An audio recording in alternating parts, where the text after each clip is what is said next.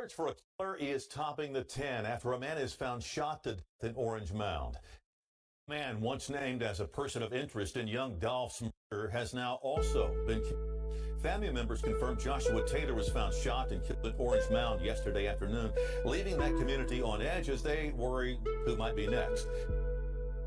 Loved ones shared these photos of Joshua Taylor, a father of two, the latest victim of gun violence in Memphis. MPD says the investigation is ongoing, refusing to answer any questions about the case or whether it has any link to Memphis rapper Young Dolph.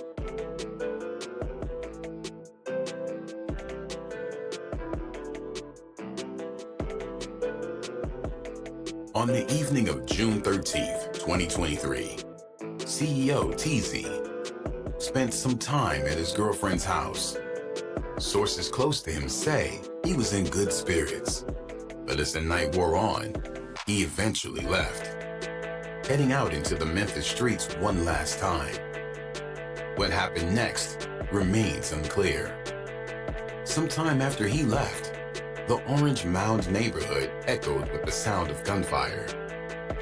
Word. I'm gonna stop it right there. So if y'all don't know, this is basically about CEO Teezy. He supposedly had, you know what I'm saying, dealings with Dolph and, you know what I'm saying, could be tied to, you know, why Dolph got killed, you know what I'm saying? So this, you know, we gonna just get some info on what about CEO Teezy. If you don't know, now you know.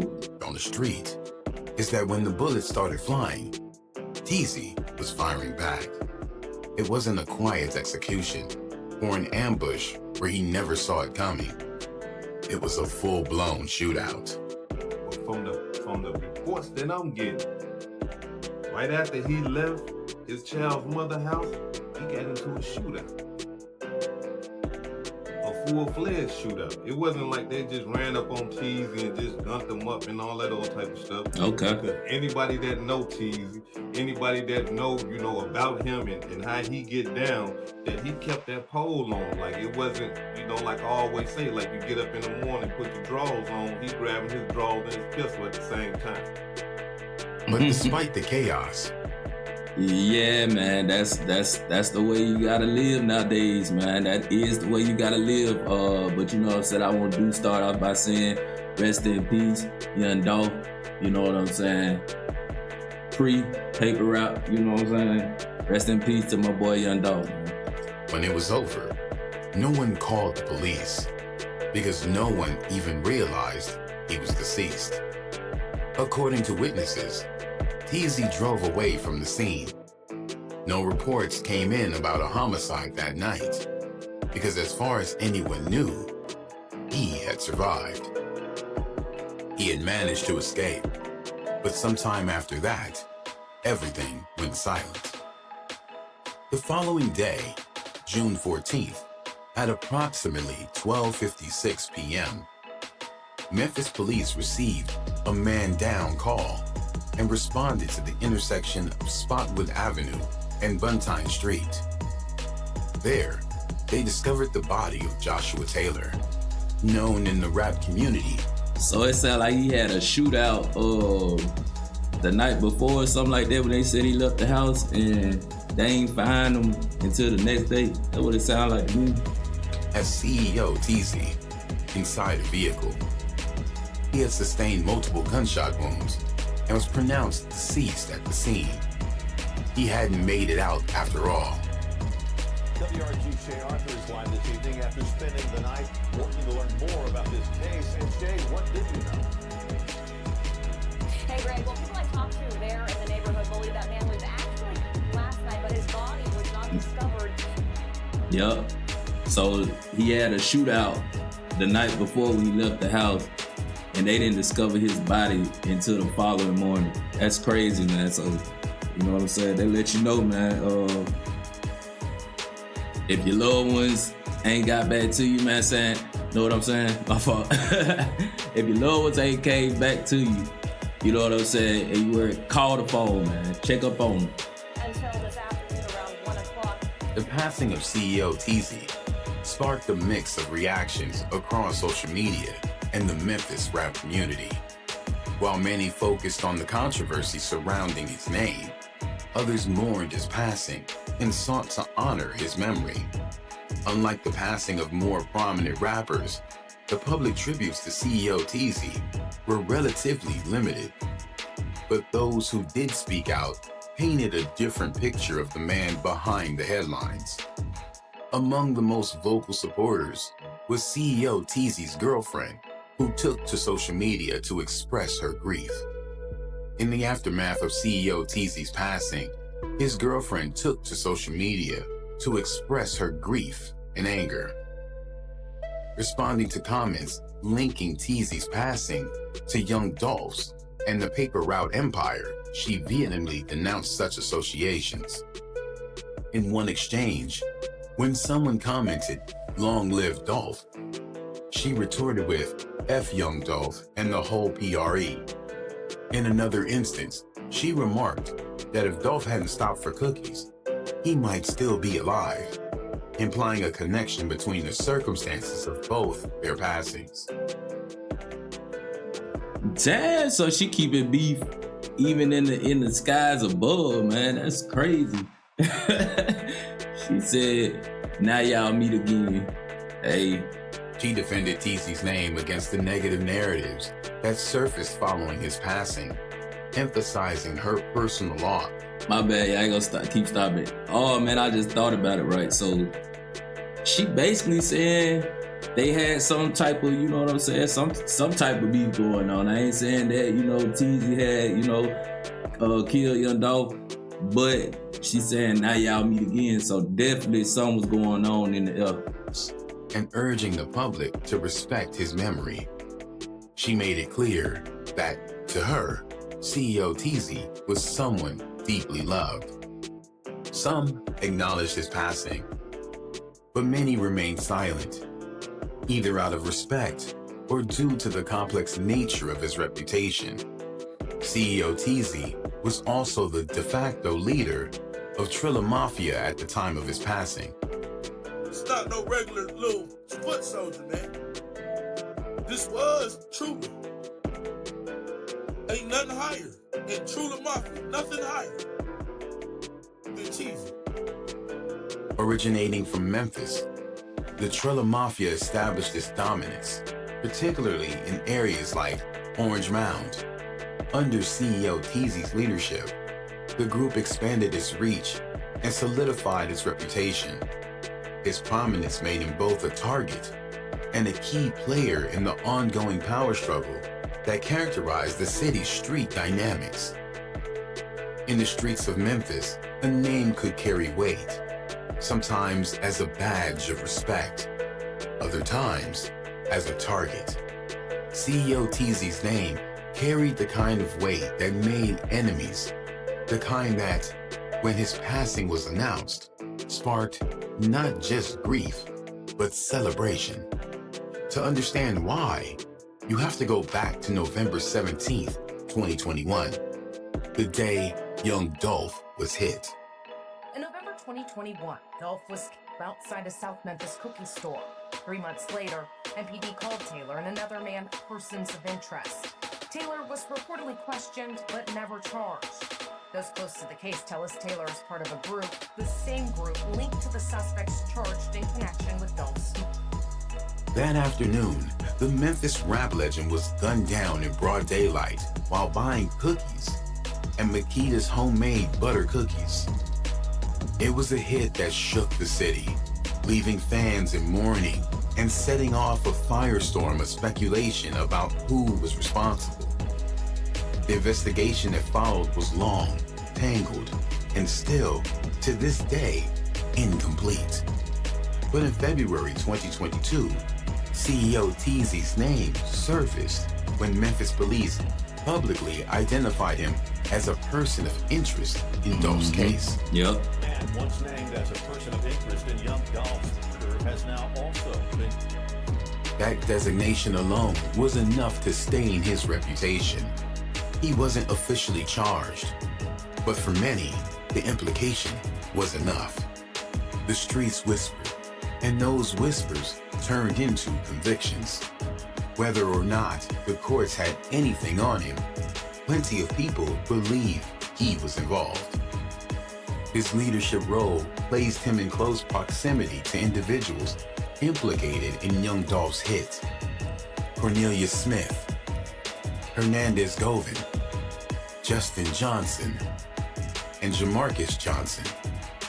Being at the top of such an organization meant that CEO Jamarcus Johnson testified against his brother trial for the death of young Dolph, sentenced to diversion.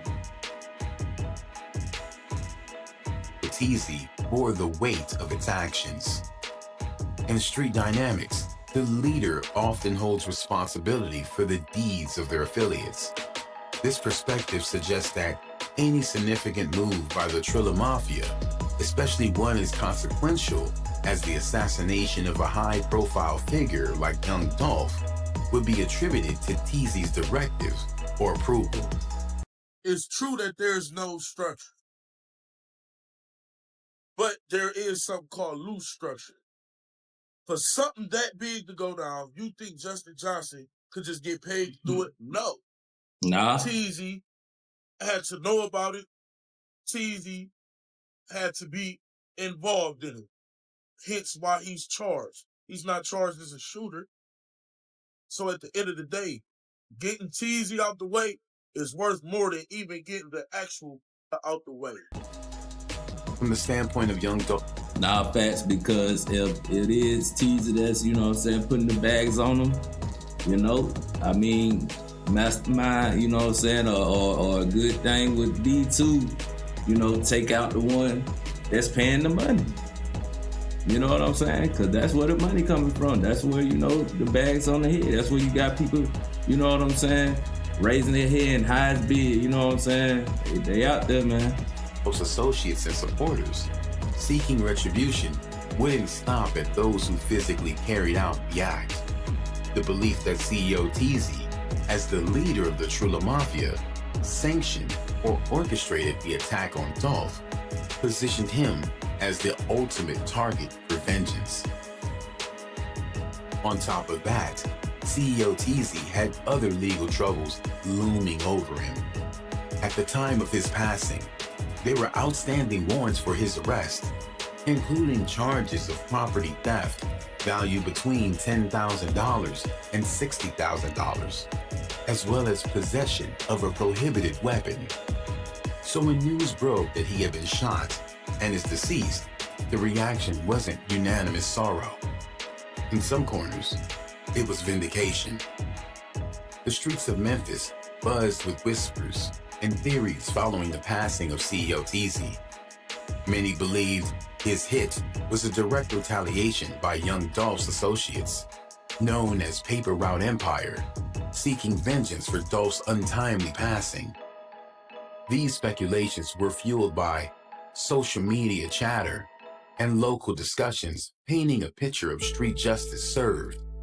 In the aftermath of CEO Teezy's passing, social media platforms were rife with theories about PRE's involvement. Users on platforms like Twitter and Reddit suggest that his hit was a calculated move by Dolph's camp to avenge their fallen leader. Comments such as, "They really out here sliding for young Dolph," encapsulated the prevailing sentiment that Teezy's passing was retribution for his alleged role in Dolph's hit. Right. Local news outlets initially echoed these rumors, with some reports insinuating PRE's involvement in Teezy's passing. However, as the investigation progressed, these claims lacked concrete evidence. One notable instance involved a Fox 13 news segment where the reporter suggested that PRE was behind Teezy's hit. Following backlash and the absence of substantiating proof, the station issued a retraction, clarifying that there were no verified connection between PRE and the incident. Man, Memphis out of control. Now you got the rumors speculating, oh, it wasn't about Dolph. Man, listen, man, that news station ain't making no mistake. They came out and tried to clear it up. They ain't making no mistake, man. The streets is talking. In the streets, betrayal often doesn't come from enemies. It comes from the people standing right next to you. That's the idea behind the theory that CEO Teezy was backdoored, meaning someone close to him set him up for his hit. Right. After his passing, whispers spread that he hadn't just been caught slipping, he had been lured into a trap. One of the first red flags? The car. Allegedly, he was backdoored by one of his own guys. And it probably came from the Trilla side that was still cool and had love for Dolph. CEO Teezy was known for his flashy lifestyle, big jewelry, designer clothes, expensive whips. He was the kind of man who wanted people to see him coming. But on the night he was hit, he was driving something different, something low-key. Not the kind of vehicle anyone would So, you know what I'm saying, he had, to me, it sounded like every time he moved, you know what I'm saying, or when he chose to move that night, you know what I'm saying, he wanted to switch it up. Even though they say he a flashy guy, you know what I'm saying, he probably, you know, knew what happened with Dolph and stuff like that, you know what I'm saying, it's still in the air, you know, a lot of people gonna grieve for a long time, man. People like that, they invest a lot into, you know, into their communities, you know. Like, that's how he got caught. That's how Dolph got caught slipping at the cookie store. You know, giving back to the community, giving back to his shop, going to the shop. You know what I'm saying? Somewhere that he come from. You know what I'm saying? But hey, recognized as his. According to Hood Educated, a YouTuber who closely follows street politics, this detail was telling. Teezy was the type of brother, you know, when he ride, he ride. You know what I mean? And what I mean by that, he flash. You know what I'm saying? He coming through in something that you gonna make you look. okay. That type, you know what I mean?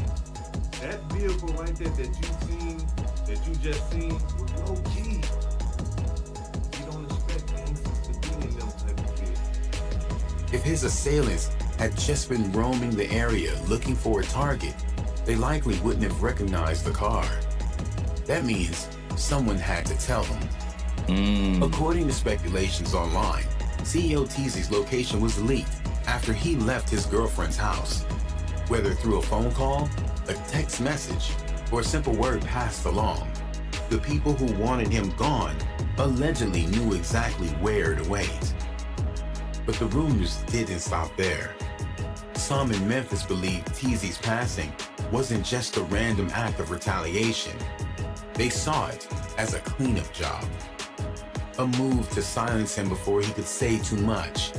In the intricate and perilous world of Memphis street life, few things are as dangerous as the label of informant. Following CEO Teezy's passing, rumors swirled, suggesting he had been cooperating with law enforcement in the investigation of young Dolph's hit. A move that, if true, could have sealed his fate. The timing was suspicious, they said. Another figure tied to young Dolph's case had just been arrested. Then, almost immediately after, CEO Teezy was hit.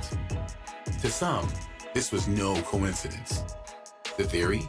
CEO Teezy wasn't just another street figure. He was the link. The connection between the men who pulled the trigger on young Dolph and the people who paid to make it happen. If true, that meant someone higher up might have wanted him gone before he could talk. Of course, these were all just rumors. No evidence had surfaced proving that CEO Teezy was set up, or that he had any plans to reveal information about young Dolph's hit. But the streets talked, and in Memphis, those whispers carried weight. Yeah, man. Yeah. Rest in peace to both sides. You know what I'm saying? Messed up situation on both ends. You know what I'm saying? Memphis is definitely one of them states to not play in. You know what I'm saying? Hey man, y'all just make sure y'all come back. You know what I'm saying? Go keep dropping these videos. And until next time, this is Jackpot's Reaction, and I'm out.